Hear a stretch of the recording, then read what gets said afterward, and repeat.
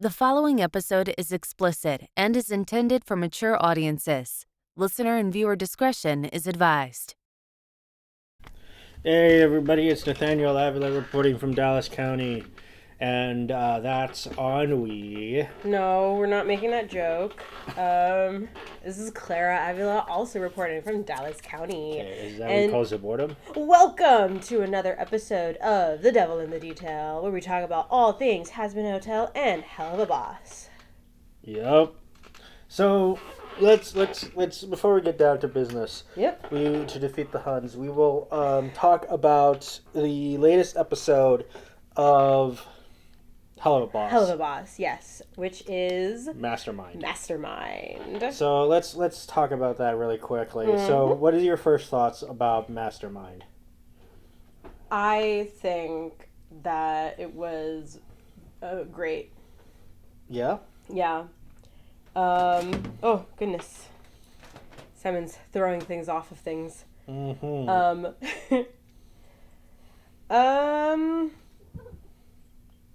I don't know. I mean, it's a good episode. I liked it. I feel like the song was okay.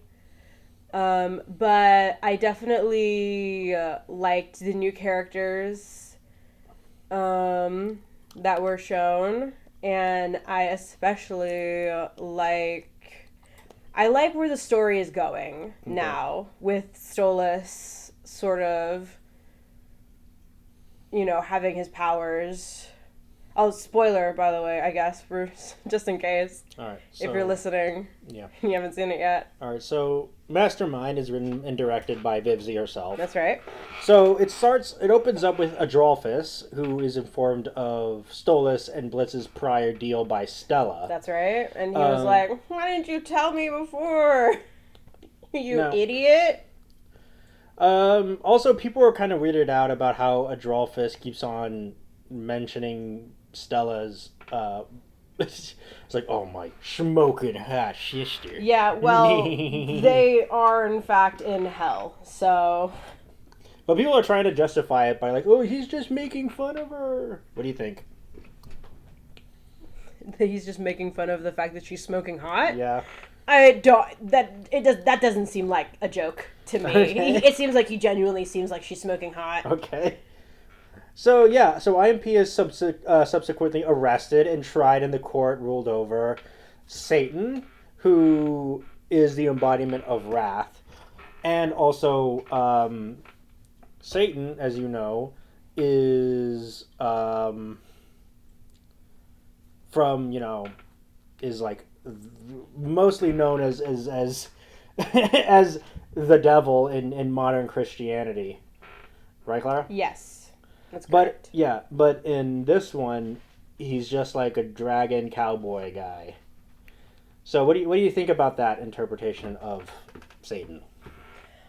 I mean, I kind of like it because it matches what we've seen of Wrath so far, which is, his ring, which he resides over. Mm-hmm. And, we've seen that it's that sort of like Wild West, very country bumpkin style, so I think he matches it well with that. I kind of wanted You wanted him to be more of like a musclehead? I wanted to be more of a gym bro. Because he's meant to be the strong man in the circus? Mm-hmm. I don't know. I feel like it would make him less intimidating if he was like a gym bro. Yeah. But then again, I mean, none of the sins are intimidating per se. But. Yeah, but he seems a bit more intimidating than the others. At least he takes himself more seriously than a lot of them. At least it seems that way. Yeah. I know that there are some subtle hints to his gym broiness because he has the the dumbbells on his lapel. Yeah. Well, because he's the strong man. Mm-hmm. And he is strong. He looks strong. Yeah. He looks... Well, I'm sure it works out. Big. But, not to mention, he seems much larger than the other sins. I think even at his current. Yeah. I think Asmodeus can. No. They can do. No. Arm wrestle each other, huh? No. What I mean is that he's on the throne. I don't know if that's his regular size, or if that's his full demon form, which we've seen that when the Sins go into their full demon form, they get bigger. Yeah. But he's already big. There's some debate among the fans that he just never goes back. He never drops his demon forms. His demon form, you But think? people are saying that is his demon form. He just never drops it. But there are also people who are like, his demon form is just so big it doesn't even fit the thing. See, I think that would be really funny. I do like that detail of his horns having the sort of stripes that the imps have, since most imps come from wrath. Right. So, yeah, and then there's that whole thing where in his song where he says that he ruled hell before Lucifer came, which Vivzi did clarify that he was lying. Yes. And he is basically taking advantage of Lucifer's absence because and just say whatever he wants, and none of the other sins just don't bother correcting him. Mm-hmm. And also Lucifer is not there, mainly because his character's tied up over in Amazon and I-24. And Clara is of the mindset that she wants absolutely zero overlap between Hazbin Hotel and Helluva Boss. I really don't. I'd really rather they just stay their own separate things, even though they're in the same universe and a crossover could happen. I'd really rather just them stay separate stories. Mm-hmm. So, and then we also got the fact that Lucifer... There's a couple of things about Lucifer. One is that his throne has the note that says, "Be right back in 5 minutes." Mm-hmm. With the duck. But, so people think that he was there originally, but he had to... But then it was during extermination, and then he found out that Adam and the angels were attacking the hotel, and he left to go do that. But that seems wrong. Yeah, I don't buy that theory, because it's filled with cobwebs. Right? Yeah, it's filled with cobwebs. So it's probably it's during that time when he was really depressed and stuff, which also probably also calls into question where in the timeline this takes place in. Mm-hmm. If we believe that Helluva Boss and Hazbin Hotel are two parallel narratives happening at the same time. Yeah, but that doesn't make any sense, honestly. Why doesn't it make any sense? What, that they're happening at the same time? So are you of the theory that it takes place like 100 years apart? I don't know if I don't think it's that far ahead, but I don't know if they're happening congruently. Okay. Maybe like a couple months apart is more what I would say, as opposed to like 100 years. Okay. So there's also the little, like the door that they have with all the emblems of the Sevens, and Lucifer's has cracked. Mm. Some people believe that you can't open the chamber doors without all of them there. And the reason why it's cracked is because they just smashed it in order so to that they break could it. open it. Yeah. That's actually a pretty interesting idea. That's an interesting theory. I could get behind that one. So yeah, so Satan is doing the thing. Do you think Satan is like the second in command of hell? He sure acts like it. I don't know if that's true. I think the real second in command is probably Lilith, but Lilith is in heaven currently. Yeah. And then Charlie's doing her own thing. Yeah.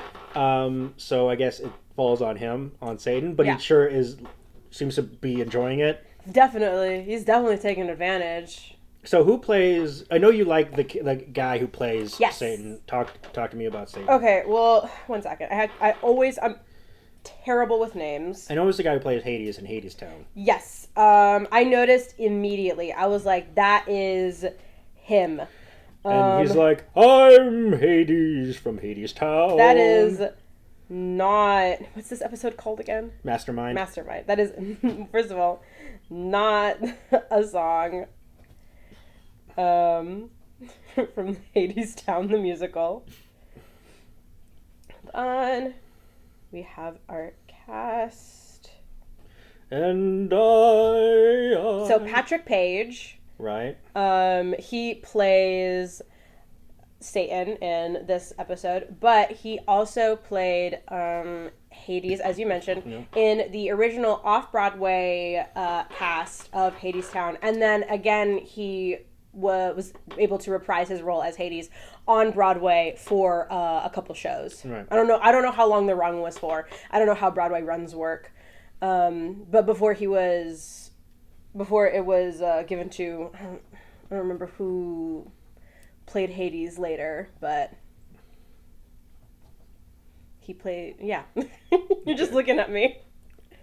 I didn't know you were finished. Oh, yeah, no, I'm finished. I was just rambling at that point.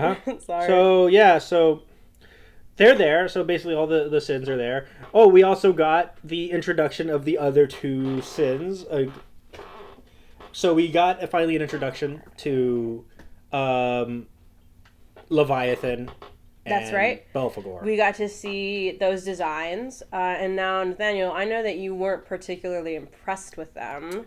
I kind of came around to mostly Belphegor's. Belphegor, you were disappointed a little bit in because we had seen some stuff about the AI.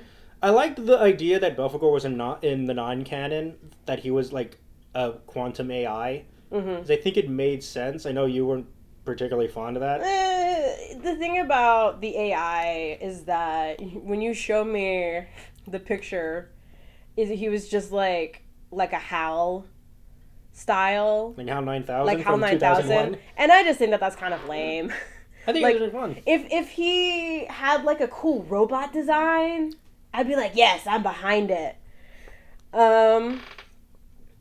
But I think that the design that we've seen for Belphegor now makes sense from what we've seen of the sort of resident species of sloth. I mean, yes. I get why she's a sheep, because people count sheep when they sleep. So I understand that, and a lot of people love Belphegor, even though she hasn't said anything. Yeah. She had 0 lines, but people love Belphegor. People love her more than Leviathan. So I know that Leviathan is it's like a fish lady with a sea serpent head. So she has 2 heads. Yes.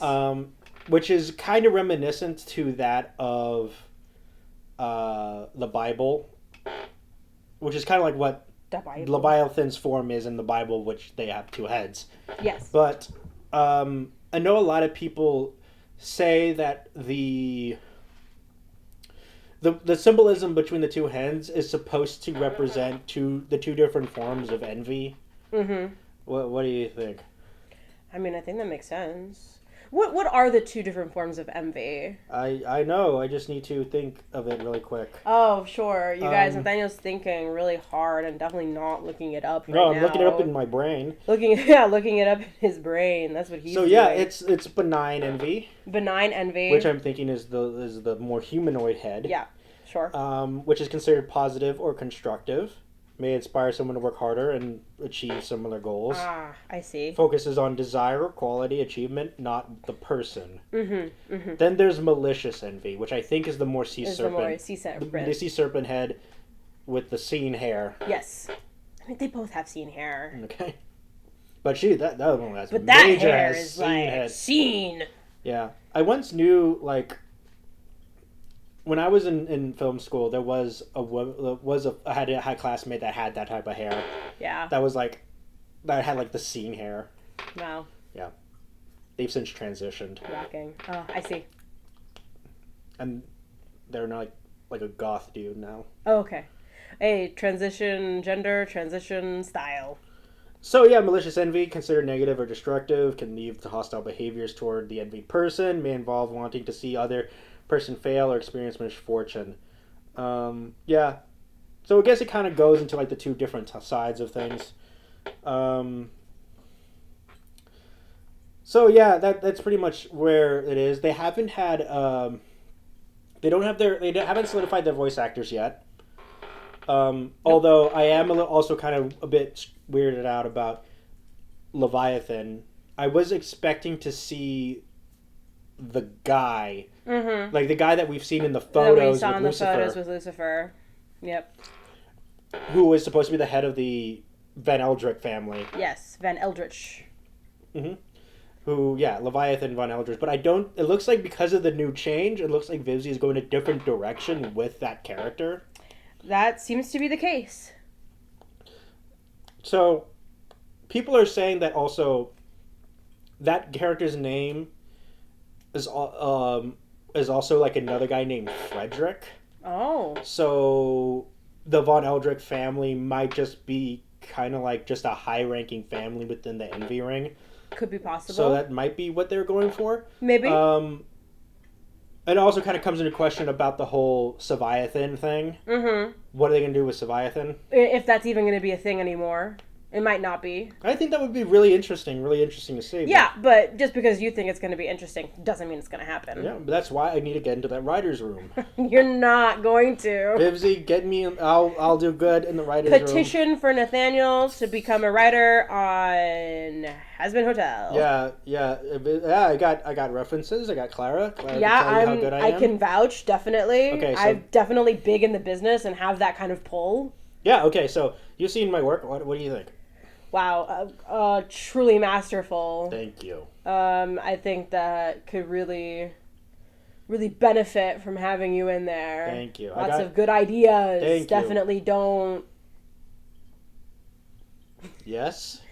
Definitely come up with all of that stuff on your own. Thank you. You're What do you welcome. mean on my own? I do come up with all of them on my own. So, yeah, those are the two things. Now we have the established of all the 7 deadly sins have now been canonized within the Helluverse. That's right. They have indeed. So, yeah. So, also, the sins are there. The 6 sins, though Lucifer's not there. Yeah, but no, it's fine. Because it's too expensive. But also the Ars Goetia was there. That's right. We got to see more of the Ars Goetia. Specifically, Adolphus was there, and our new favorite character, Vasago, who is also, as we discussed last time, is also a real demon from the Lessor's Key of Solomon. That's right. Who is from the Goretia Memoir. That's right. But in this one, he is played by Harvey Guillen, which a lot of people are freaking out about. Yeah, they didn't realize until after. Yeah. that it was Harvey Guillen. It's kind of funny how, like, when a thing drops and then when a new guest star or character comes out, they're like, whoa, this actor acted in other things? Wait a second. Oh my gosh. So, yeah. Yeah. So, what do you think about Vasago? Because it looks like Vivzi directed Guillen to really lean into the Mexican-ness of his performance. Hispanic, yeah.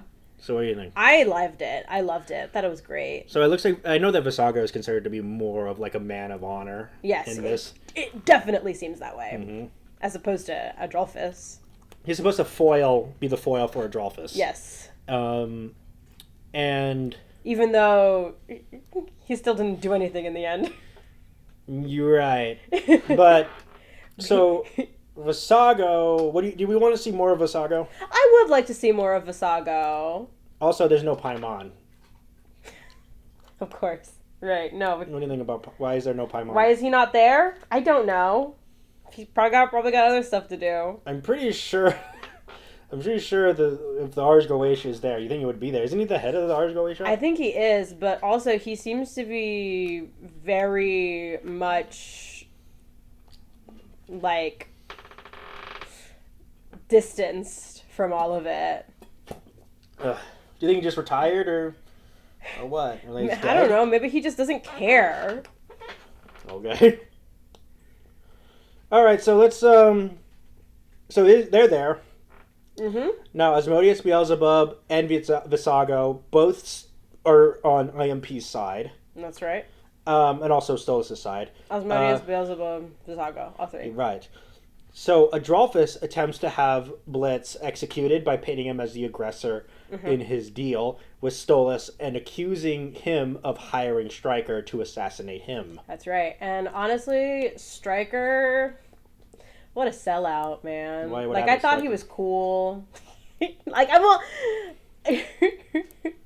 he was, like, one of those cool villains, you know? Why? What's wrong with him? What do you mean what's wrong with him? He totally just did whatever the heck these rich people told him to just because they gave him money. Yeah. Which seems that's how mercenaries go. Which seems to be very against what he stood for in the first episode that we see him. No, you thought he was like a man of like he had a code? It seemed like he was at least like, I'm not going to take stuff from these rich people, even though he did every single time. So, yeah, what is it? Oh, yeah, okay, so Satan prepares to televise Blitz's execution, right? That's right. Attracting the attention of Stolas, who intervenes to save Blitz by taking on full responsibility of their deal, and therefore becoming the Mastermind. That's right. Which, honestly, I feel like they're, like, obviously, for purposes of the story, I think it went, like, the way that it should. But also, I feel like there was, like, a smarter way to do that instead of just taking all of the blame for himself. Yeah, okay. What's the other way? Well, I'm not sure what the other way would be. Maybe to cause more, like... see, the funny thing about this is that he was there when Stella was talking to Stryker about killing him, and he heard her say, "Kill my husband." Right. So clearly that means that this is a ploy to, you know, I don't know what I'm saying. Okay, well, moving on. Okay. So Satan spares Blitz, punishes Stolas by stripping him of his power and status for just 100 years, which is like nothing because they're like immortal. That's right. So, in the eyes of an elf, 100 years is just a blink. That's right. That's a line from The Hobbit. Yeah, no, I know. So, yeah, that's obviously... I know that Vivzy is trying to establish kind of like a double standard within the classes. Mm-hmm. That because Blitz is an imp, they were just going to straight up kill him. But since Stolas is a Goetia, somebody who's important, of a higher status, they just gave him a little slap on the wrist. Yeah. So, and I don't know if Stolas was kind of aiming for that, because he seemed kind of bummed. I mean, it seemed like he thought that he was going to die. Mm-hmm. It seemed like he was doing it with the idea that instead of Blitz dying, he would die instead. Right, but they just gave him a slap on the wrist. But they just gave him a slap on the wrist. Yeah. So, Adrophilus slyly persuades Satan to let him take Stolas' place, with the entire affair being broadcast. Until Octavia is of age to handle all of it. Which is in 1 year, because she's 17. Yes. So genius plan, Adolphus. Genius plan, Adolphus. Adolphus. Adolphus. You are the true mastermind. You really got it. Although I think they're definitely going to be doing something with her relationship with Stella. Because I know Stella was like, yeah, I got Octavia. I've got her crying on me.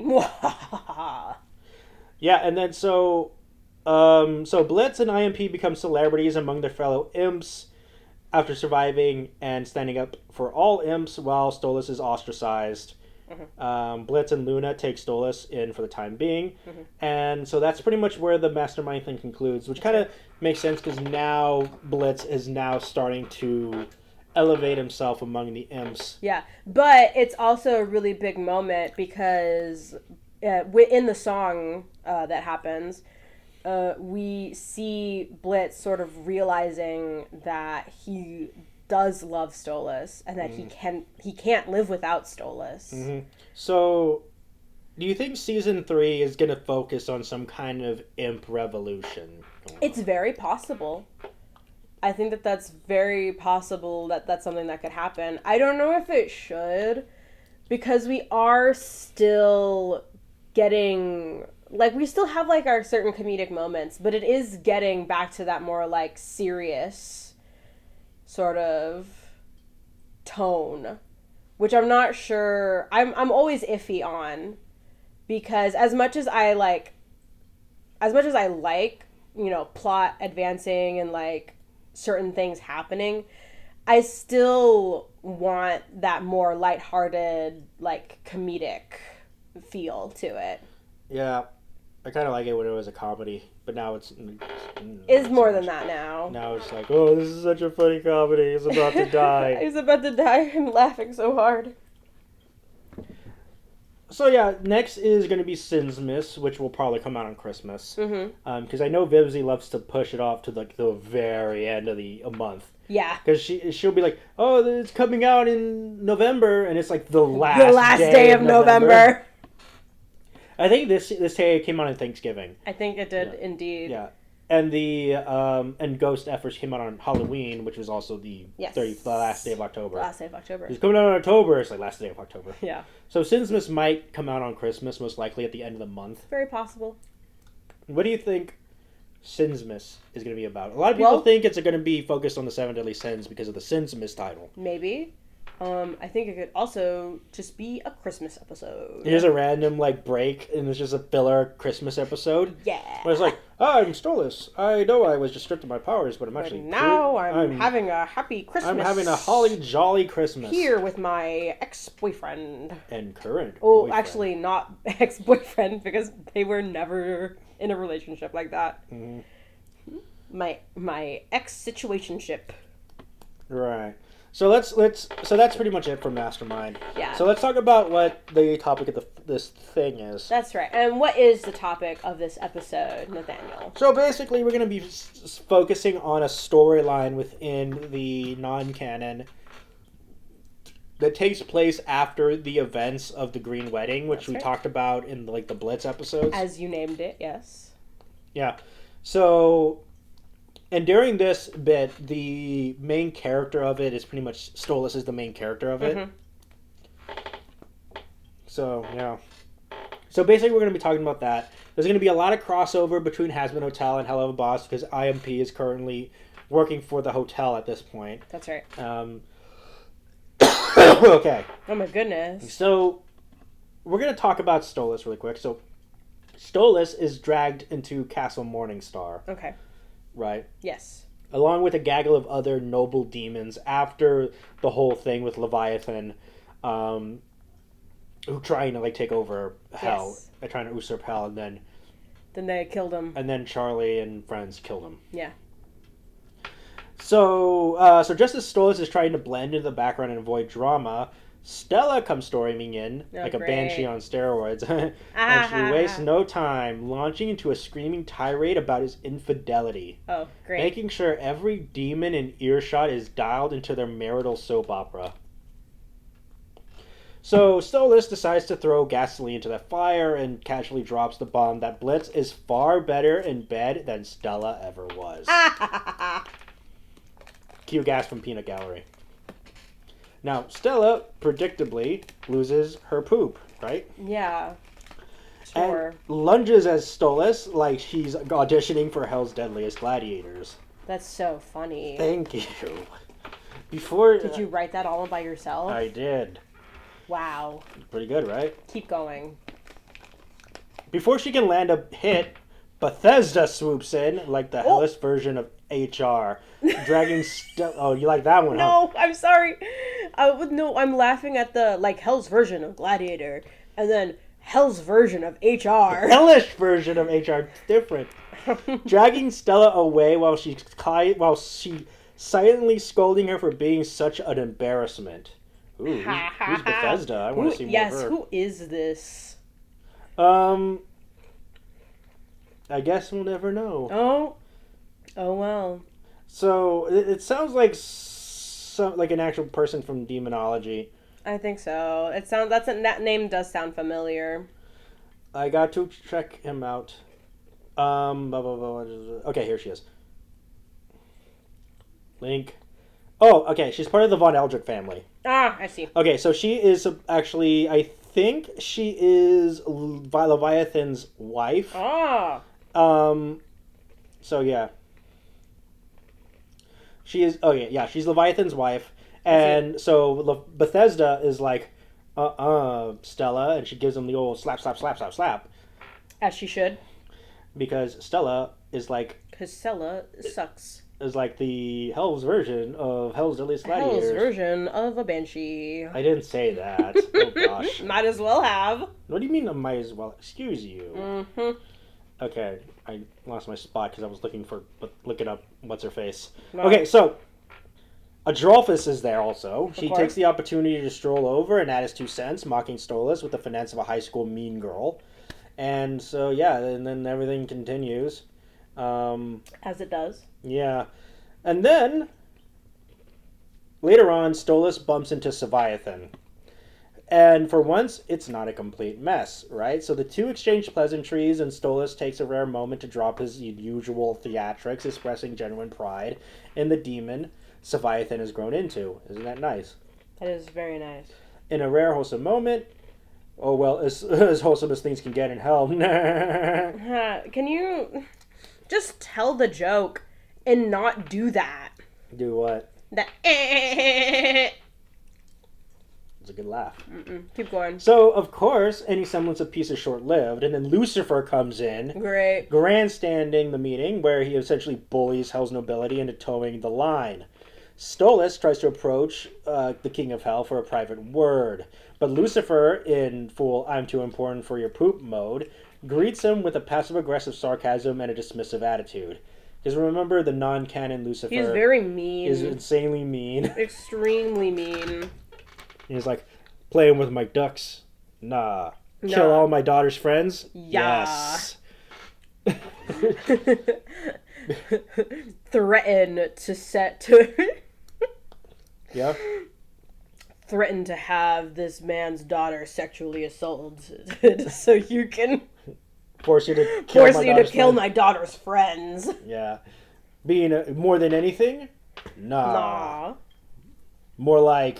More than being a bad dad. Being a bad parent. Let's go. So, yeah. So, undeterred, Stolas brings up a disturbing apocalyptic vision he had, because in the non-canon, Stolas is like supposed to be some kind of soothsayer or something. Yep. A dream spelling out Hell's destruction. Mm-hmm. Now, Lucifer barely bats an eye, shrugging out the prophecy like it's a pesky fly, claiming that he could simply move on and rebuild somewhere else. Wow, really good job. Really nice, Lucifer. So, Stolas, visibly frustrated, reminds Lucifer that demons need hell to maintain their powers. And Lucifer, still uninterested, brushes him off until Stolas makes the mistake of insulting the king's carelessness. Oh boy. That's when the gloves come off. Here we Lucifer erupts with fury, attacking and towering over Stolas in a terrifying show of dominance. He coldly reminds the Goetic prince of his place, and slyly hinting that he knows exactly what Stolas has been up to with IMP, before leaving him bruised and humiliated. Nah. That wasn't even funny.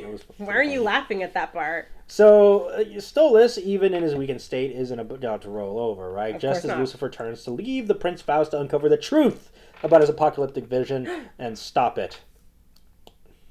Is he going to stop it? Stolas. I sure don't know. So, Stolas is then holed up in his palace, frantically working his observatory to piece together the puzzle of an impending apocalypse. Mm-hmm. With desperation etched across his face, he attempts to decode a constellation that might give him insight into a catastrophic event. Ooh. But hell has no sympathy for his struggles, no siree. And his efforts literally blow up in his face, leaving him sprawled on the floor. What a loser. Covered in ash and failure. What a loser. Oh my gosh. Staring up at the ceiling, he somberly mutters to his grimoire, "What the heckers am I gonna doers?" Don't think he says that specifically. So before the existential dread can really sit in, there's a knock on his door. Stolas begrudgingly drags himself to answer it. And guess who it is? His daughter. Corian Peel. Oh my gosh, Corian Peel? Lucifer's bumbling squires. Standing there with a scroll in hand and smug grins plastered across their faces. What? Sorry. Who? It's Corian Peel. Don't think we've ever mentioned these two, ever. What do you think? We kind of a little bit in the Green Wedding storyline a little bit. do not remember them. Do you think we'll ever see Corian Peel? No! You don't think we'll ever see Corian Peel? I don't think so. Stay tuned for Corian Peel on Comedy Central. Comedy Central. starring Jordan Peele and Keegan-Michael Corey. What? Keep going. So they come in with their scroll. Yeah. So they come in with their scroll, and they announce, with far too much enthusiasm, that Stolas has been stripped of his possessions and authority by order of Lucifer. Oh my gosh. Oh, and by the way, he's under arrest for his dealings with IMP. Oh. So Stolas, maintaining what little composure he has left, agrees to relinquish everything except for his beloved grimoire. But Corey and Peel smugly inform him that Lucifer specifically wants the grimoire. That's when Stolas' patience snaps.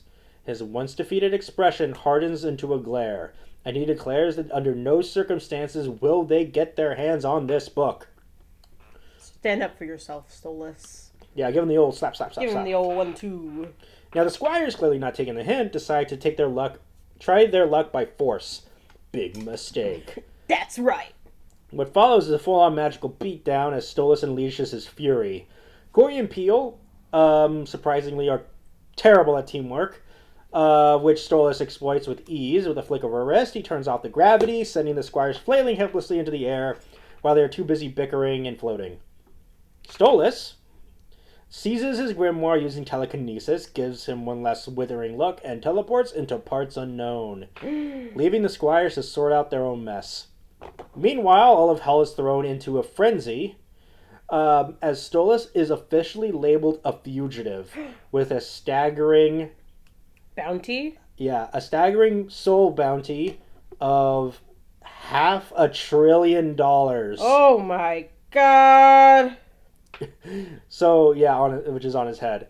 Back at the palace, Stella wastes no time moving in and claiming everything Stolas once owned. She is granted full political power, full custody of Octavia, and of course, all the material wealth she could ever want. As for Stolas, he's on the run. That's right. With nothing but his grimoire and determination to stop an apocalypse no one else seems to care about. So, yeah. It's him against the world. Yeah. So Stolas makes his land to the re-entry into hell, determined to find Charlie or anyone in the hotel crew who might help him with his apocalyptic dilemma. So, do you think Charlie will help him? See, the question is whether or not this is... Because I remember when we were talking about the Green Wedding, and how afterwards she and Stolas were actually pretty close, and then she learned about what was going on between him and IMP, and then she was like, I never want to see you again, bye. Did this happen before she knew or after she knew? Because that's going to affect how she reacts. I'm not sure, maybe. Well, I guess we'll find out. But anyway, he celebrates onto the outskirts of a completely unknown wrecked town, which was the remains of the rampage done by our favorite character, Missy Zilla. Missy Zilla. She appeared in one scene in season 1 of Hazbin Hotel. And she killed it. But just as she's getting his bearings, Stolas stumbles upon quite the scene. Now, Missy Zilla, who, as you know, is a T-Rex overlord. That's right. As an angel named Arthur, pinned beneath her massive claw. Oh. So she's practically salivating at the thought of sinking her teeth into her first celestial snack. Now Arthur, seeing no way out, closes his eyes and braces for the end of his afterlife. Before Missy can fulfill her carnivorous ambitions, Stolas steps in. With a quick spell and a lot of flair, he petrifies the mighty Mrs. Zilla mid-bite, leaving her frozen in a dramatic stone tableau. Moments later, the battered hotel crew stumbles into the scene. They stare wide-eyed at the giant stone Missy's jaw, at the giant stone Missy, jaws mere inches from devouring poor Arthur. So the angel awkwardly wiggles out of under her gaping claw, thoroughly traumatized. The baffled crew barely has time to process the surreal sight before Stolas emerges from the shadows, looking as unbothered as a chipper as ever. Ah, there you are. That's what he says. Terrible. He claims with a smile, like he's running into old friends at brunch. He cheerfully explains that he's been searching everywhere for him, and then, with a sultry grin, directs a particularly seductive greeting towards Blitz. Wow. The room collectively groans. Who would have suspected? And then we got Charlie's Angels are also there, with the rest of the crew, engaged, exhausting, I'm done with this looks, before our favorite character Julia. You remember Julia, right? Oh my gosh, of course I know Julia. No, I don't know who that is. Deadpan sums it up for everyone. She says, seriously, dude. Okay. Yeah. Stolas, ever ambitious, just blinks at her. So, yeah. Yeah, keep going. So Stolas takes half of the hotel gang on a celestial field trip to his private observatory, a breathtaking station perched on the stationary asteroid in the vastness of space. As the crew gawks at the jaw-dropping views and intricate observatory decor, Stolas takes the opportunity to bond with some of them, particularly Baxter. Hey, Baxter! The two geek out over their mutual fascination of space, sharing a rare moment of camaraderie amidst the chaos of their lives. Ooh, watch out, Blitz. Looks like Baxter's coming in. Uh-oh. So while the group regains their composure after Missy Zilla's rampage, Stolas catches the sight of Blitz. Their interaction is icy and stilted, a far cry from the flirtatious exchanges of the past. Uh-oh, trouble in paradise. Uh-oh. Respecting the tension between them, Stolas addresses Blitzo by his chosen name rather than his usual pet names. Uh-oh. Trouble in paradise? You said that joke already. But you didn't laugh the first time. It wasn't that funny. It's pretty funny. So with measured professionalism, he shows Blitz to his quarters, offering a place to rest and recharge, despite the gaping void of affection in his own life. Stolas keeps his emotions in check and leaves Blitz with a somber but genuine gesture of care. An hour later, Stolas buries himself in his study, surrounded by a towering stack of books. He's back at it, attempting to map out the constellations that might offer a clue about the looming apocalypse. This grimoire, apparently sentient, provides telepathic advice, quote-unquote, resulting in a snarky back and forth that could rival any old married couple's argument. Very nice. Unfortunately, his efforts are in frustration once again, crestfallen. Stolas mutters about how he can't even make his happy pill medication anymore. Glancing warily at the glass of absinthe sitting temptedly on his desk. His internal struggle intensifies as he clutches his fist hard enough to draw blood. Eventually... Bird fist. Yeah. Eventually, the temptation wins and he just reaches for the bottle and a knock interrupts him. Enter Vaggie and our favorite character, Fergus. Oh my gosh, they're here. The duo. Yeah. Immediately, Vaggie's eyes lock into the absinthe, and she implores Stolas to stay sober for Octavia's sake, pointing out how this addiction has already damaged their relationship.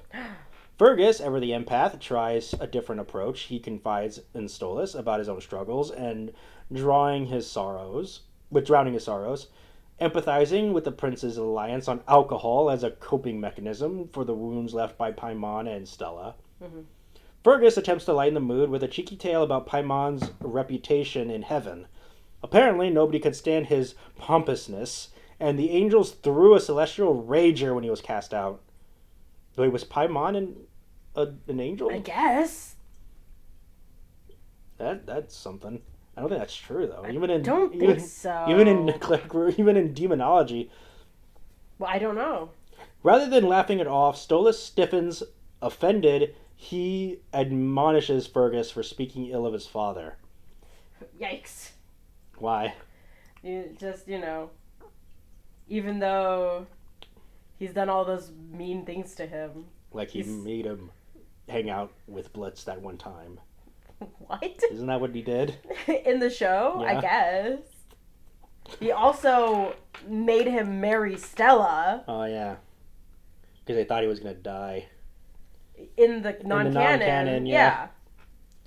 So, yeah, and so rather than laughing it off, Stolas said, okay, blah, blah, blah. When Vaggie steps in to remind Stolas of Paimon's abusive behavior, he reflectively defends his cruel parent, insisting that Every beating and harsh word had a lesson or purpose behind it.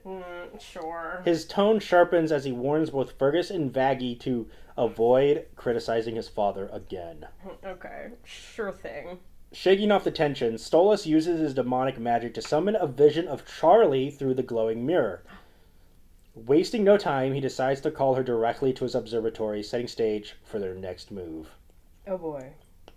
So after catching up with the hotel crew and hearing about the chaos surrounding Stolas, Charlie wastes no time meeting him in his observatory, right? Okay. So on the sight of Stolas, haggard and weary, immediately pulls at her compassionate heartstrings. She carefully broaches the subject, expressing her worry about his newfound status as an outlaw. Mm-hmm. When she asks about Octavia, Stolas visibly tenses. He gives a vague half-truth about her well-being, but the shift in his demeanor makes it clear that she's not ready to dig into his messy family life. Mm-hmm. Instead, he redirects the conversation to the reason he's been in the run. Stolas confides in Charlie about the apocalyptic vision haunting his dreams and explains how his attempt to warn Lucifer backfired spectacularly. He recounts about how the King of Hell interpreted his plea as a threat and retaliated by stripping him of his titles, possessions, and freedoms. Charlie listens intently, the weight of his words sinking in. The thought of losing Hell, her home, and seeing her efforts to make it a better place reduced to ash visibly shakes her. Mm-hmm. But, as Stolas explains that the apocalypse isn't inevitable, her resolve hardens. There's still a chance to fight. And she's not about to waste it. Oh, that's no. right. So Stolas tells her about his meditations on a solution, critically describing the need to quote-unquote strike at the root of Hell's entropy. Charlie mulls over his words, her mind racing, and eventually lands on a bold interpretation. The exterminators. If they can be reasoned with to stop their annual purges, perhaps the cascading entropy that threatens Hell can be halted before it reaches a groundbreaking point. Maybe. Yeah. Interesting. I know you come every year. I forgot how that song goes. I know you. something to schlep all the way here. But when they go up there, their trip disappears. The trip disappears. You can say that, sure. Farewell. Oh, it's gonna be a happy day. I'm gonna stab you right here. All right, that's enough. That's how he talks, right? Yeah, definitely. So Stolas looks skeptical, unsure if such a thing is even possible, but Charlie's determination is unwavering. She declares that she'll do whatever it takes to save her people, even if it means confronting the exterminators or facing her father's wrath. Hell yeah. You can't say that. I can and I will. Oh. I know. I used the Gemini thing on the AI on the YouTube, and I said, "What did you think about this episode?" And it said, "Well, you say hell yeah too much, so maybe not do that." Me? No, yeah, that's what it said. I say hell yeah too much? Yeah, that's what. You know what you say too much though?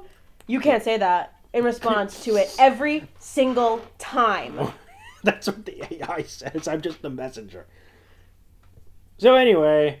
Maybe you should do this podcast by yourself. No! Yeah, that's what I thought. So anyway, she says, I refuse to sit back and do nothing, so. This newfound drive sparks something in her. Charlie decides it's time to rebuild the hotel, rally the sinners, and take a more proactive approach. If the exterminators can't be reasoned with, then she'll do the unthinkable. Seek of the aid of Hell's overlords to give the damned a fighting chance. Stolas watches as Charlie's hope transforms into action. Her determination, a bright flame in the darkness of his despair. For the first time in a long while, Stolas dares to feel something faintly resembling hope. You think they'll do it? Maybe. Stolas then soars through the endless expanse of outer space. Don't think about it too much. Desperately searching for answers to Hell's impending doom, Clara. Think you'll find it? I don't know. Okay. Sounds great. Armed with an ancient astrolabe, he meticulously tracks the constellations, hoping to uncover a solution hidden among the stars. Just as he's about to channel his magic to reveal the truth, a chilling gust of air freezes his astrolabe in place. Before he can react, Stolas is slammed into a nearby asteroid with a valiant crash. Gasp. Standing triumphantly above him is Adrolphus. What the heck is he doing here? His half-brother, who greets Stolas with an infuriatingly smug grin. What's he doing out here in the expanses of space? I guess we'll never know. What do you mean? You're going to tell me right now. With a cruel flick of his heel, Adrolphus smashes the frozen astrolabe into pieces, mocking Stolas for his desperation. Stolas, furious, confronts his brother, demanding answers. Adrolphus, however, isn't interested in hearing Stolas out. He accuses him of treason, twisting Stolas' warnings to Lucifer into supposed threats against the King of Hell. As Stolas tries to plead his case, explaining that trillions of souls are at risk, Adrolphus brushes off his concerns with cold indifference. Instead, he focuses on hitting Stolas where it hurts the most, his family. Oh, no. He sneers, claiming that Octavia is happier without him and thriving in his absence. Oh, yeah. Do you think that's true? Probably not. No! I doubt it. The words cut deep, but Stolas fights to stay composed, insisting that saving Hell is more important than his personal losses. Adrolphus, unmoved, warns him to abandon his efforts and stop what he sees as a bid for Lucifer's throne. Stolas' grimoire, always loyal, telepathically urges him to fight back, but beaten down by his brother's biting remarks and the painful accusations about Octavia, Stolas whispers a command for it to silence itself. Oh. Adrolphus notices this exchange and seizes the moment to ridicule Stolas further, laughing about his reliance on a book for companionship. He delivers one last blow, saying it's no wonder Octavia prefers life without him, before vanishing into thin air with a victorious cackle. One of these people just coming out of nowhere just to insult you, and then off they go. Adrolphus comes in, hey, Octavia thinks you stink. Octavia thinks that you suck, and then he's gone. Okay.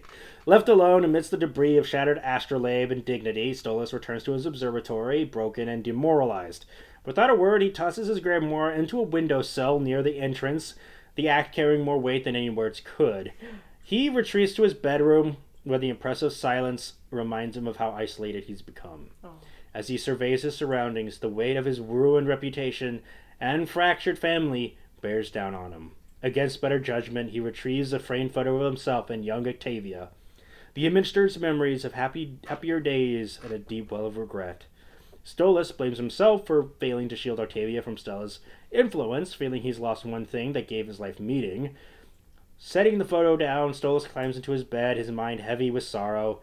In a final act of self-comfort, he recites a poem about the constellation and the zodiac symbols, something he used to teach Octavia when he was small. His voice trembles. When she was small, you mean? Right, but remains steady, refusing to let the tears fall. Oh, baby. And then Stolas drifts off to sleep alone with his grief and an echo of fears she'll never get back.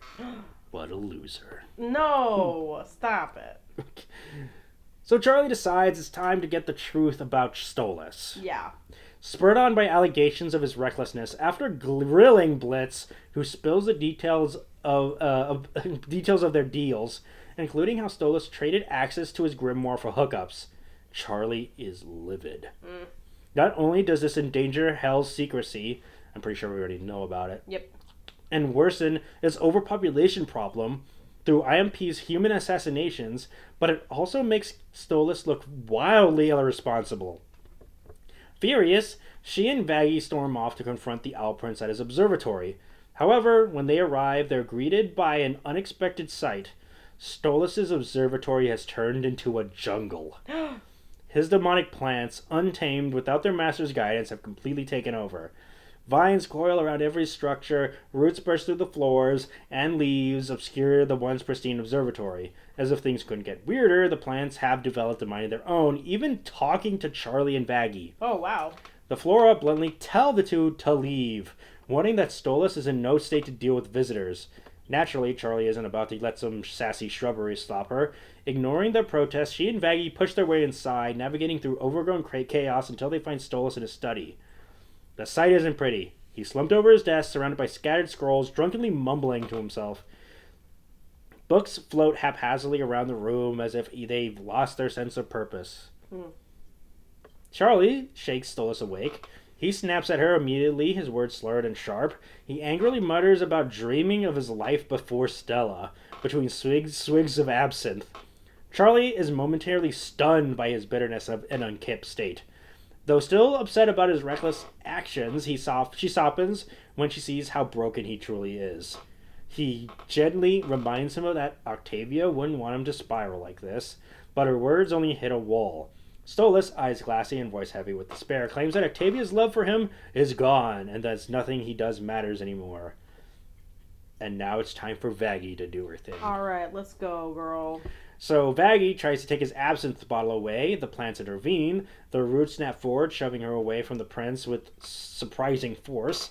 They smugly admit that they're enabling Stolas' drunkenness for their own benefit, but Stolas too inebriated to rein them in. They've been free to grow and expand unchecked, and they plan to keep him drunk indefinitely to appease the mother plant. The mother plant. Ensuring their dominion over the observatory. Charlie, realizing the depth of the mess, exchanges a worried look with Vaggie.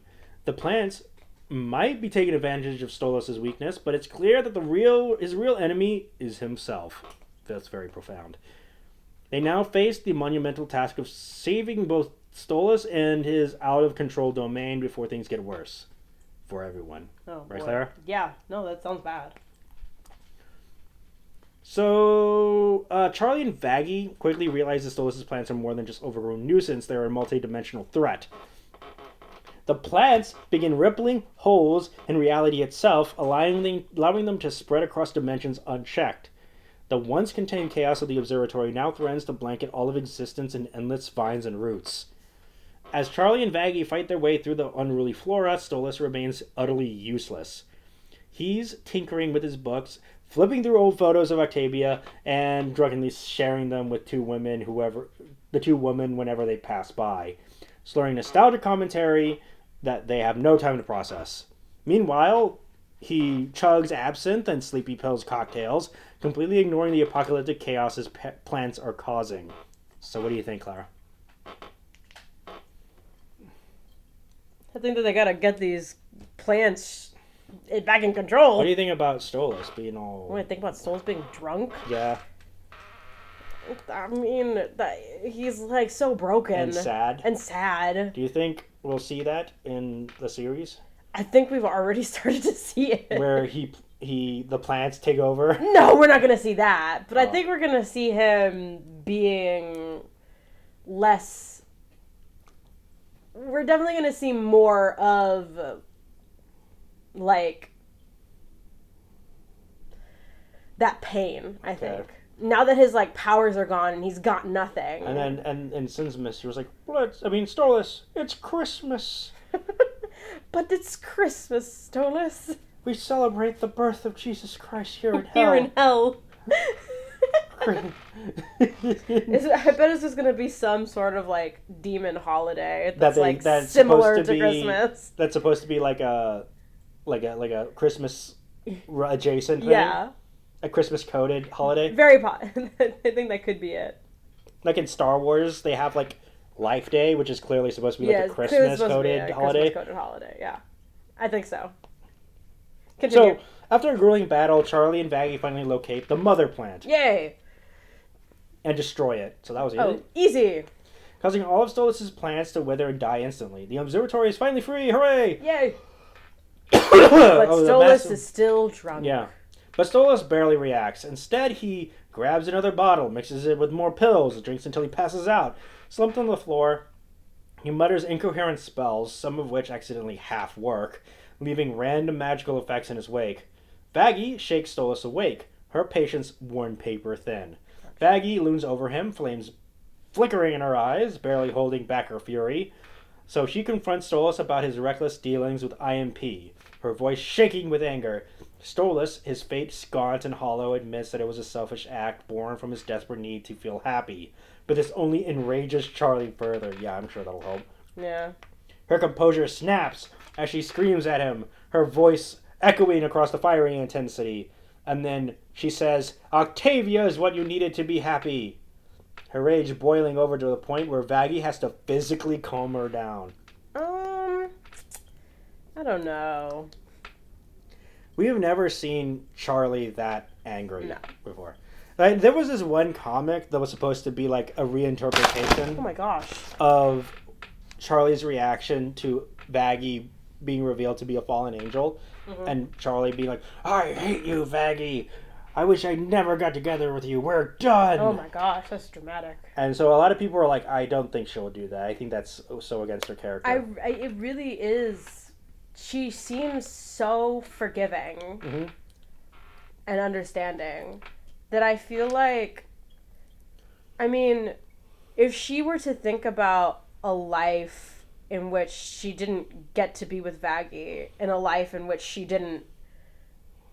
had to marry somebody she didn't love, which, you know, could have happened with Seviathan. Like, I feel like she would be able to empathize and imagine that. Like, obviously, yes, hell is her home, and the big thing with her is that, you know, she doesn't want there to be overpopulation. She doesn't want there to be, like, you know, all of these souls having to be exterminated because there's so many of them. But I feel like she could at least be understanding of why an imp might have an assassination service, because what else can they do? They're the lowest rung in hell, other than, I guess, hellhounds. Like, no other imp has been able to have their own business on their own. This is like something new that Blitz is doing, and the only thing that they can do is kill humans. Yeah, I guess humans, sure. So and that's the only business that they have. And then I feel like she'd be able to understand what someone would be willing to go through in order to, like, feel like that love. Yeah. And I get what she means in this, with saying that Octavia should have been enough for him, and maybe that's true. But still... What are you doing? What do you mean? I'm just what is holding this? my... What? Whatever. Let's just keep going. No, what were you going to say, Clara? Well, I think that I think Charlie probably wouldn't come in that hot. Yeah, I don't think so. Especially when Stolas is clearly going through He's something. Clearly going through something. And, like, I get that there are some people who they react when they see somebody who's going through something. They react like, "What are you doing? Get off your butt." You know? Like, you shouldn't be doing this. But sometimes people, like, obviously it's not the right way. But, like, it's clear he needs an outlet. And he doesn't have the proper one. That's why he's turning to drink. Right. And turning to pills. Right. So she's still trembling with anger. Charlie steps back, regaining control. Surrounded by her fiery aura, she coldly tells Stolas, "Once we save Hell from destruction, you will be arrested for your crimes against Hell and its order." Okay. Her voice is icy, her authority as the Princess of Hell leaving no room for argument. Okay. Which I think is kind of sure thing. not her. It's not what she would do. That doesn't sound She's like her. It starts with sorry. Except not really. You're gonna freaking incarcerate you. We're gonna incarcerate you. You know what? Maybe my dad was right to be super mean. Guess what? I'm definitely all about law and order. So, yeah, Stolas doesn't argue. She doesn't even flinch. She quietly agrees, and his voice devoid of emotion. And he says, "Capital punishment is the least of what I deserve." And his gaze distant.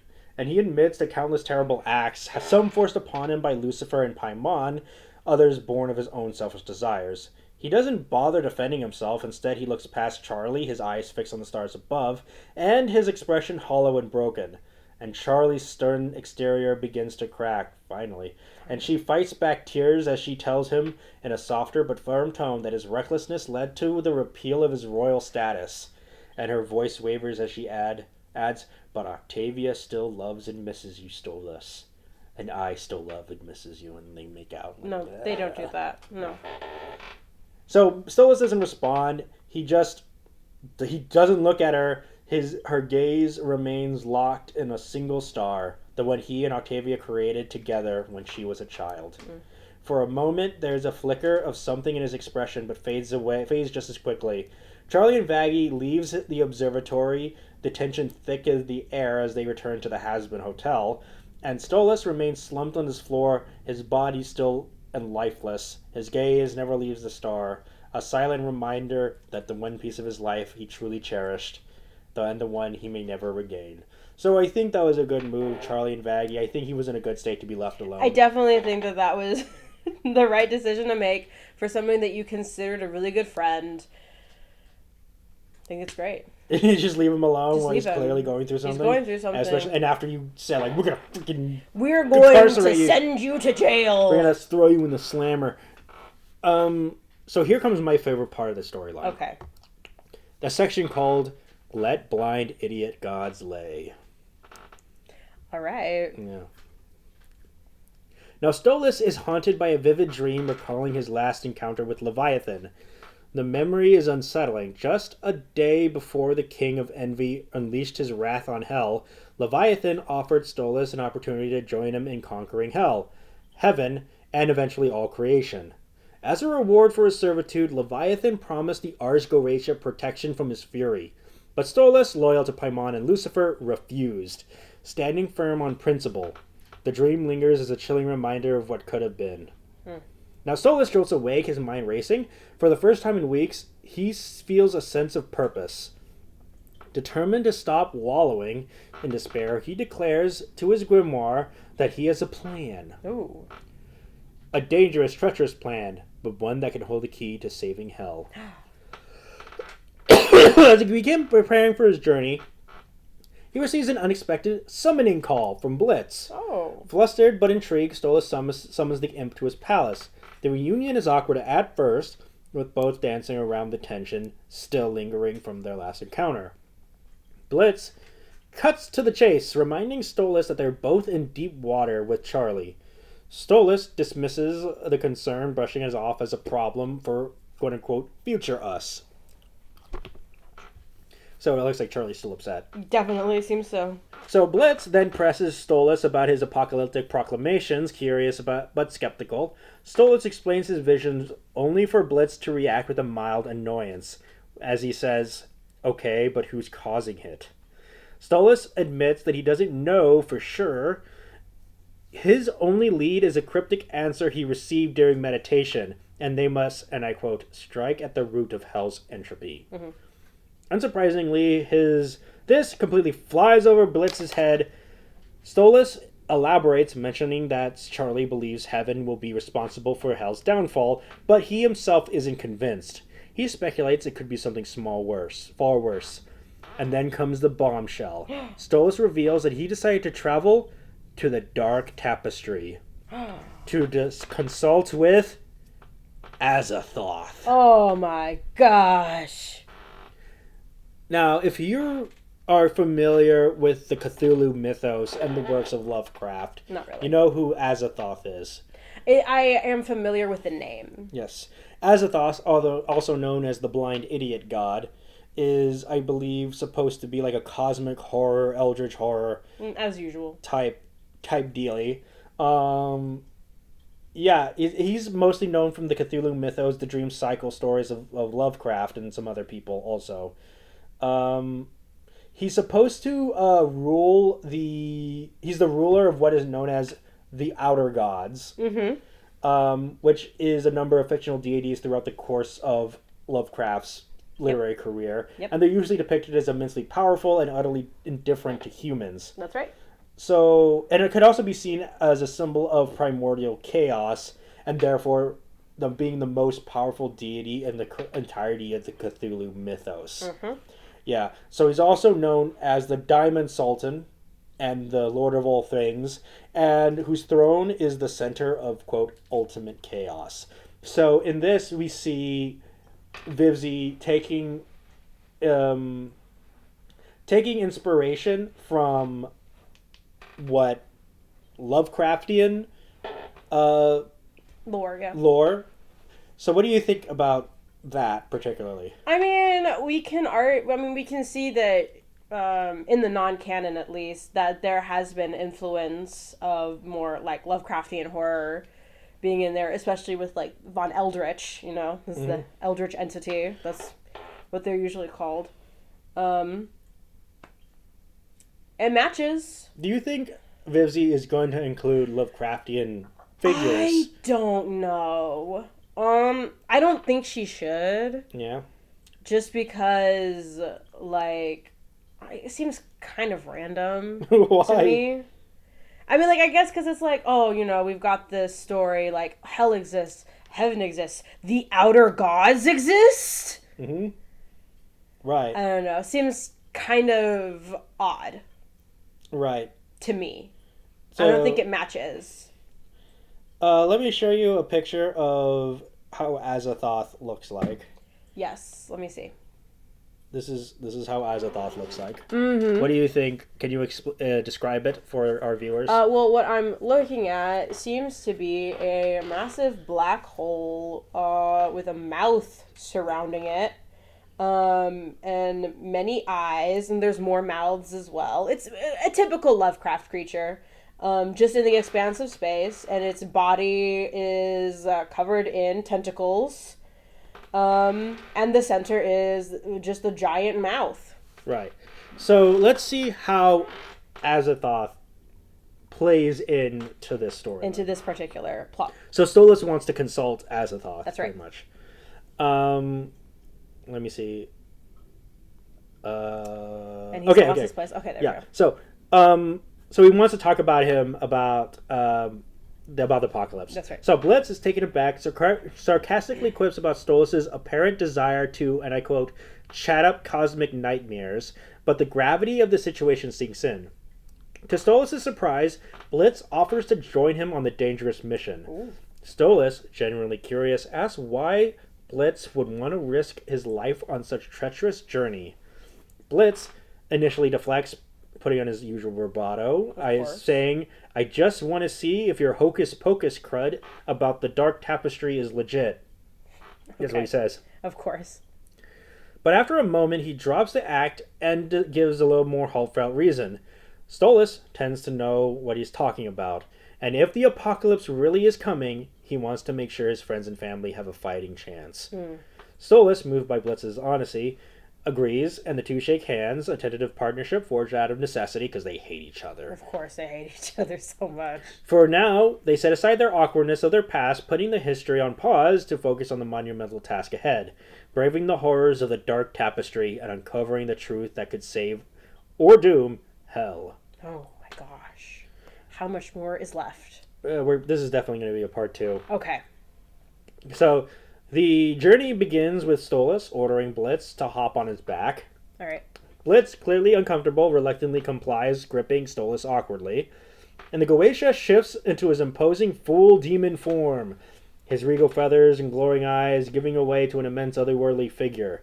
With Blitz clinging for dear life, Stolas takes off at light speed, piercing through the vacuum of space. A shimmering force field outlines Blitz's body, providing him breathable air and protection from the crushing void. Nice. Blitz, using his grimoire as a celestial map, Stolas. Charts course towards a darkness between the stars, a gateway to the fabled dark tapestry. Oh. Along the way, they pass brilliant stars, vibrant nebulae, and icy comets. The vastness of the universe, its beauty, and its enormity silences them both as they drink it all in, glug, glug, glug. Their usual banter replaced by awe. To break the tension, Stolas Stanley approaches the topic of their last encounter at Ozzy's, asking Blitz if they should talk about it, and Blitz, clearly annoyed, reminds him that they agreed to set the incident aside. And she's like, "You sold your soul for a thrust. That's the embodiment of lust. From the groin to the bust, and something in the house of Asmodeus." And that's And pretty that's cool. how it goes. But Stolas, seeking closure, presses on, and he admits that he doesn't want lingering tension between them, attempting to brush it off with humor, saying he found things Blitz said about him amusing. That's when Blitz cuts in, his voice sharp, and he asks Stolas directly. This is what he says: "Do you actually love me for who I am, or just for the way I make you feel?" And the question hangs heavy in the air. Stolas flies in silence, the weight of the truth pressing down upon him. Finally, he gives a blunt, honest answer. It's the latter. What does that mean? He admits he does care for Blitz, but what appeals to him more is the way Blitz's affection makes him feel. Something he's craved but never truly received. He professes he's more in love with the idea of being loved than with Blitz himself. Aww. Blitz's expression hardens, stoic and bitter. Aww. He stares into the infinite stars, responding with a flat, "That's fine." Aww, Stolas glances back, his somber expression mirroring the emotional distance growing between them. Oh, no. Clara, it's like, what? Do you really love me? Or do you love the concept of idea me loving you of and me together? loving it together. Together, also. The concept. Do you like the fact that I love you and you love me? Or do you love me loving you, loving me? I'm waiting. I'm waiting, Clara. I'm waiting for your answer. I don't know. That's kind of, I don't know. Those kind of questions are kind of odd to me. It's kind of tough. I get it. But, I mean, like, I can understand. It's like, do you like water or do you like the concept of water? Do you like the way that water hydrates you? Okay? Or do you like the taste of the water? But no, do you like the water itself? Or do you like the water or do the taste of the water? No. Or do you like the fact that the water hydrates you and keeps you alive? I get why it's confusing, but I think that there is a difference between loving somebody for who they truly are versus loving somebody based off of a concept you made of them in your mind. Yeah, that makes it a little bit more black and white. Yeah. And I guess that the way that they've explained it here with the whole, do you like me or do you like just how I make you feel? Which is kind of like, it's not as black and white as do you love me or the concept of me. Mm-hmm. Yeah, I mean, yeah. I agree. It's like, do you like pizza or do you just like the way it tastes? Yes. Yeah, like it is kind of like that. And I guess Stolas interpreted it like the way that Blitz meant, which was I like the concept of you loving me. Yeah, it's like do you love me or you just like us being in a relationship? Yeah, of course I like us being in a relationship. I like us being in a relationship. And it kind of sucks because I can't say sucks. Just leave me alone. It sucks because yes. Stolas is just like, yeah, no, I'm more in love with the idea of being in love as opposed to just being in love with you. But like, is that not enough? Yeah, I know. Is it not enough to just like being with that person because of how they make you feel? Mm-hmm. Is that like wrong? I don't know. I guess it depends on, because I feel like just because he says I like the idea of you more than I like you currently doesn't mean that he doesn't love him. Right.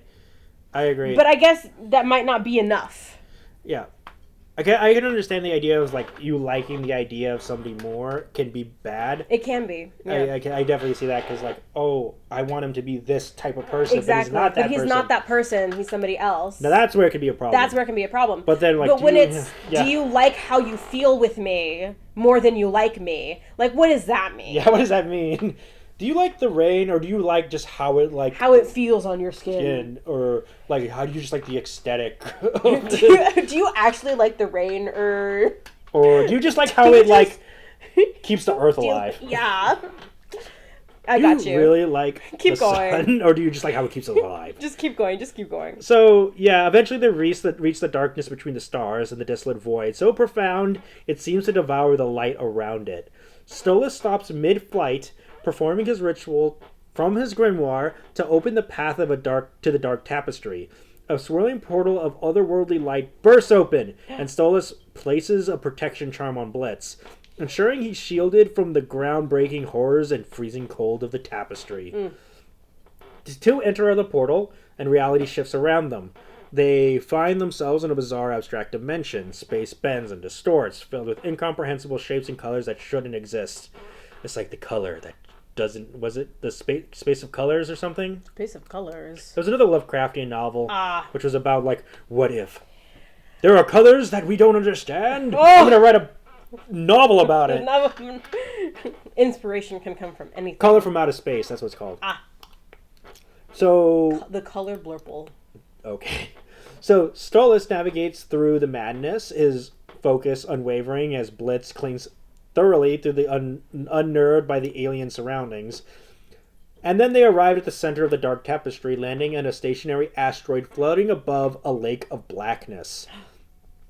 Now Stolas shifts back to his default form, setting Blitz down and beginning a ritual to summon Azathoth. As the ritual crescendos, the eldritch entities inhabiting the tapestry gather around them, bowing their grotesque forms in reverence. Okay. Their air grows thick with cosmic energy, and the lake of blackness churns violently, and then from the depths of the lake, Azathoth rises. A gargantuan, incomprehensible presence surrounded by a swirling dark matter, glowing supernovas, and an internal ethereal rain of what is known as Azathoth's tears. The sheer magnitude of being makes the vastness of space feel small. Stolas, trembling with both fear and awe, bows low before the omnipotent being as its eldritch gaze turns upon him and Blitz. The moment of reckoning has arrived. Ooh. So let's see what Azathoth has to say. What? Are you sure that you want to keep going? This could be a good spot to stop. We'll do just finish their interaction and then we're done. Once it hits 30. So Azathoth's dramatic and awe-inspiring entrance quickly devolves into a cacophony of speeches and complaints. The blind idiot god, clearly furious, mainly because he's called the blind idiot god, probably. Probably. Not happy with that name. Yeah, berates Stolas and Blitz for waking him from his cosmic slumber. His voice, a mixture of eldritch vibration and teeth-grinding chaos, booms through the dark tapestry as he rails against the pair. This is what he says. What does he say? Do you have any idea what you've done? Do I get the part? No. What? Keep going. I was napping, I was. No. You killed countless multiverses just to wake me up, you did. Bad. That's how he talks. Bad. I was very comfortable. This had better be a ghoul. Did I get the part? No. What? Keep going. So his words are a mix of wrath and incomprehensible eldritch mutterings. Each syllable shaking the asteroid beneath Stolas and Blitz. Stolas, sweating under the cosmic pressure, nervously inquires about Hell's impending end. And Azathoth, still enraged, snaps back. This is what he says. Impending end? You caused 1 trillion apocalypses by waking me, you pathetic owl! Did you get the part? No. So Blitz, nervously watching the exchange, mutters, Great, we peeved off the cosmic overlord. This is going well. Rackety schmackety doo. You gotta stop doing that. That's really annoying. It's funny. No, it's not. Despite the blind idiot god's irritation, mainly because he's called the blind idiot god, Definitely Stolas presses on, skillfully navigating Azathoth's tantrums and nearly managing to get an answer. Just as the tension seems to reach its peak, the air grows icy. Without warning, 5 glass-sized demonium burst into the scene. I'm pretty sure those are also other eldritch things from Lovecraftian lore. Burst into the scene, their chilling presence freezing every space around them. They are Androphus's assassins. No! Sent to eliminate Stolas and gather information about the apocalypse for their master. No! The ice demons waste no time, launching into an immediate attack. Oh, no. That sounds bad. Oh, they're not anything. Oh, good. Yeah. So they burst in the scene. The blah blah blah. Okay, so the ice demons waste their time. The immediate attack. So the force of their entrance sends Stolas and Blitz flying back. Stolas, summoning his grimoire, roars a spell and leaps into battle. The clash is ferocious, with frost and fire colliding in an otherworldly display of power. Blitz, scrambling to stay out of the line of fire, takes pot shots at the demons when he can. Amid the chaos, one of the I'm just gonna call them glacier demons. Sure. The glacier demon hurls Stolas towards the edge of the asteroid. He tumbles, barely managing to grab the ledge before falling into the swirling lake of darkness below. With a determined look, Stolas begins clawing his way back up, even as the demons turn their attention to Blitz. As the ice demons freeze Stolas to the ground and the remaining three sprint towards Azathoth. Through them, Androphus speaks his icy voice cutting through the chaos. Azathoth, great one, is what he says. I seek your knowledge. What is the nature of the apocalypse that threatens hell? Androphus' tone is reverent, yet calculating, and Stolas, realizing the stakes, refuses to let his half-brother gain the upper hand. Using his free hand, he summons his grimoire, and with a burst of magic, opens a portal, and the portal sucks Stolas, Blitz, and the ice demons out of the dark tapestry and into the mortal plane. Savoring Androphus' connection to the glacier demons, and leaving Azathoth to grumble angrily about yet another interruption.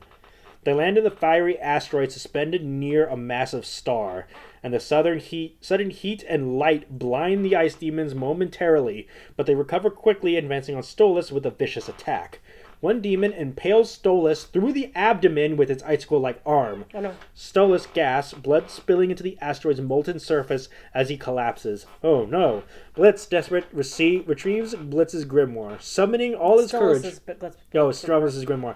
Summoning all his courage and the grimoire's power, Blitz chants an incantation. Will he do it? I don't know. Several comets streak through the void, smashing into the ice demons with devastating force. The impact sends the demons barreling into a nearby star, where they disintegrate in a fiery blaze. Nice. The last of the ice demons perish. Blitz collapses beside the wounded Stolas, and the imp cradles the grimoire, panting.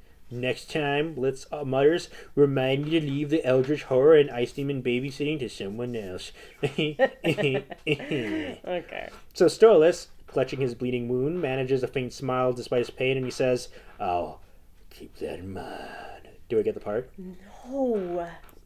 Before losing consciousness. Yeah. Leaving Blitz to figure out their next move in the sweltering asteroid field. And that's where we'll leave it today. Okay. This week. So, what do you think? I think, so far, honestly, this is a very interesting plot. Do you think it's better than the Green Wedding? I do. Why? The Green Wedding had too many random fights. Okay. It was like, fight, rest, fight, rest, fight, rest. It was too much. Okay. I think this one has a much more steady plot to follow. Okay. Do you like the inclusion of Azathoth? I think it's interesting. I think it's interesting for the non-canon. I don't think that it should be. I don't think any Eldritch entity should be brought into the canon. So no Cthulhu? I don't think so. No Yog-Sothoth? No, I don't think so. No Daemon? You can stop naming them. Okay. No, so, no Some random. No, wasi. So yeah, that's pretty much it. And also the relationship between Charlie and Stolas is also kind of strange. And yeah, again, it's the same thing that I said when we talked about the Green Wedding and how she reacted to learning about that. I just don't think that the canon Charlie would be so ready to cast them out. Mm-hmm. Yeah, so that's pretty much it for this week. We'll discuss the rest of the storyline in the next episode. See if they'll be able to just like stop the apocalypse or whatever. Yeah. So I've been Nathaniel Avila. And I've been Clara Avila. Bye. Bye. Thank you for listening to A Vision Podcast, home of Wacky Talkies, The Kingdom, Evil Exists, and many more.